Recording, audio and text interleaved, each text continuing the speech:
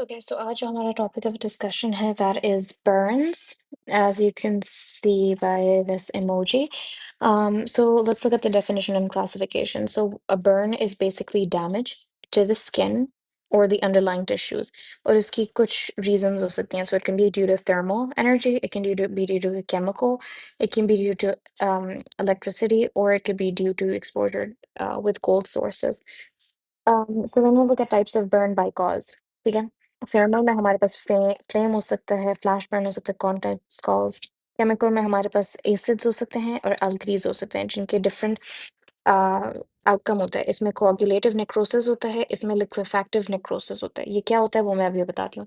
Electrical में low voltage Burns हो सकते हैं, हाई वोल्टेज हो सकते हैं। एंड कट ऑफ क्या है? 1000। 1000 से लेस है तो लो वोल्टेज है, 1000 से ज़्यादा है तो हाई वोल्टेज है। कोल्ड में हमारे पास फ्रॉस्ट बाइट या ट्रेंच फुट हो सकता है, ये मैं आगे एक्सप्लेन करती हूँ। और रेडिएशन, जैसे ये रेयर होता है, लेकिन जैसे सनबर्न है, ये रेडिएशन थेरेपी से भी टाइप ऑफ बर्न इन्फेक्ट हो सकता है। Now what did I say about acid burn and alkali burn? तो acid burn causes coagulation of proteins at the contact site. So जैसे ही acid touches the skin, skin के ऊपर जो फिर प्रोटीन्स हैं वो कोagulate कर जाती हैं, जैसे फ्राई एग होता है। ठीक है?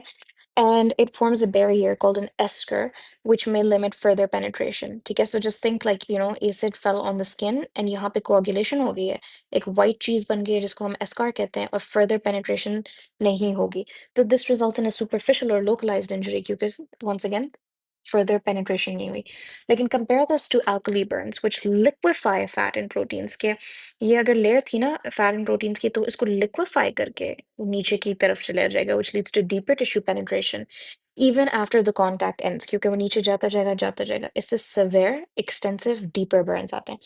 So just this visual analogy, which will help you remember this, is in acid burn, think of a fried egg. The proteins are coagulated and hold their shape. However, alkali burn, think of a soap dissolving fat. Everything melts and separates. So this is more devastating. ठीक है? Now let's look at burn depth classification. This is extremely important. So एक हमारे पास first degree superficial burns होते हैं. So this is first degree. फिर हमारे पास second degree partial thickness होते हैं, ठीक है? So this is partial thickness, this is partial thickness, तो ये हो गया हमारे पास second degree. फिर एक हमारे पास full thickness third degree होता है, full thickness third degree, ठीक है? So I just wanted to give you this visual as well. So superficial में हमारे पास सिर्फ the epidermis is involved, ठीक है? ठीक है, इसमें जो है सुपरफिशियल पार्शियल थिकनेस और पार्शियल थिकनेस डीप में क्या डिफरेंस है? कि हमारे पास इसमें इन्वॉल्वमेंट सिर्फ अपर एपिडर्मिस एपिडर्मिस की तो होगी ही सही, लेकिन अपर डर्मिस की है, ठीक है? So the upper, you see this upper dermis, this layer is also affected, so the upper dermis is affected, लेकिन इसमें लोअर डर्मिस भी है, सो इसमें एपिडर्मिस भी है, upper dermis and lower dermis be affected. ठीक है? And then full thickness burn, like the name suggests, means that the entire skin layer is affected, जिसमें epidermis, dermis, and subcutaneous tissue affected है. ठीक है? So इसके क्या different features आएंगे?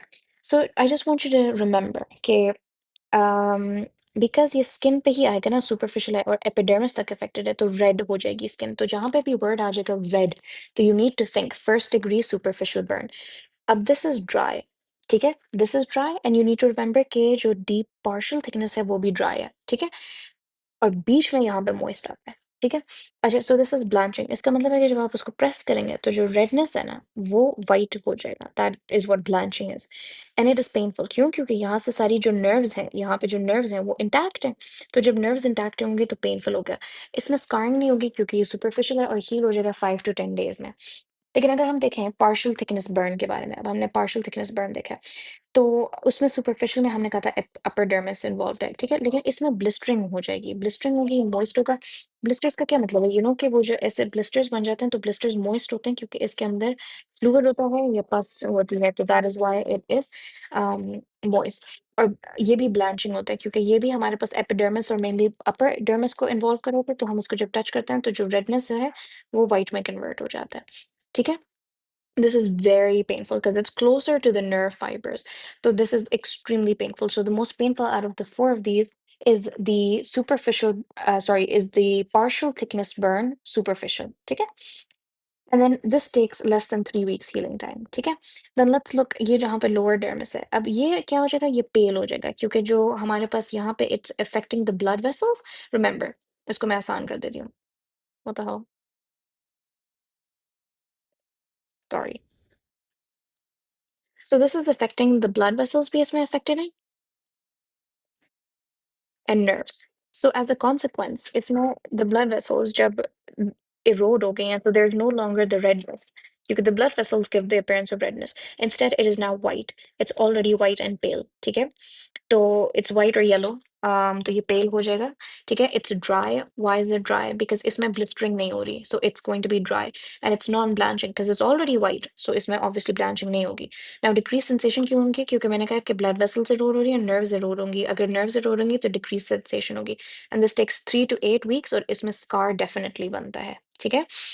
और फुल थिकनेस क्या है कि इंटायर स्किन है तो इसमें क्या वो होगा वैक्सी लेदरी वाइट ड्राई ड्राई क्योंकि ब्लड वेसल्स इरोड हो रही हैं वाइट क्योंकि ब्लड वेसल्स इरोड हो रही हैं लेदरी एंड वैक्सी अपीयरेंस हो जाएगी एंड दिस इज पेनलेस क्योंकि जो नर्व्स हैं वो सारी इरोड हो गई हैं this takes more than 8 weeks of healing time तो if you just look at this red non blister dry moderate pain without scarring 5 to 10 days जो सुपरफिशियल पार्शियल थिकनेस है वो हमारे पास रेड होता है ब्लिस्टर्ड होता है सिवियर पेन होता है वेट होता है so in a lot of this is the most painful लेकिन ये 3 weeks का टाइम होता है ये 3 to 8 होगा और ये मोर देन 8 होगा ठीक है और ये वैक्सी और चार्ड अपीयरेंस है इसमें बिल्कुल पेन नहीं होती पेनलेस होगा मोर देन 8 weeks होगी एंड इसमें स्कार लाजमी बनता है इसमें भी स्कार बनता है इसमें भी स्कार बनता है सिर्फ इसमें स्कार नहीं बनता ठीक है और हमने कहा था कि ये इसमें ड्राई होगा अम, इसमें हमारे पास ड्राई होगा नॉन ब्लैंचिंग होगा पेल होगा और इसके ये फीचर्स होंगे